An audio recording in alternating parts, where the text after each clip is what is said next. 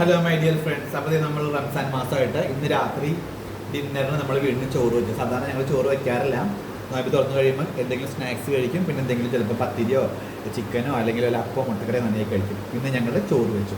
അപ്പോൾ ഒരു സ്പെഷ്യൽ കറി ഉണ്ട്. നോക്കി, കടച്ചക്കയും ചെമ്മീനും കൂടെ വറുത്തരച്ചെന്ന് കണ്ട നല്ല അടിപൊളി കറിയുണ്ട്. ഇങ്ങനെ മുകളിലേക്ക് ഇങ്ങനെ ഒഴിക്കണം. കണ്ട ദേ ചെമ്മീനൊക്കെ ഇത് ഇങ്ങനെ അടിപൊളി കറിയാണിത്. കണ്ട, അതാണ് ഞങ്ങൾ ഇന്ന് ഡിന്നർ ഞങ്ങൾ വെക്കാൻ തന്നെ കാരണം. മനസ്സിലായോ?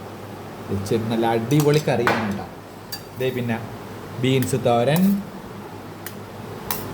പിന്നെ നല്ല അടിപൊളി മാങ്ങാച്ചാറ്, നല്ല ഹോം മെയ്ഡ് അടിപൊളി മാങ്ങാച്ചാറ്, പിന്നെ ഇത് ആസ് യൂഷ്വൽ സാലഡ്, പിന്നെ ഇത് പപ്പടം.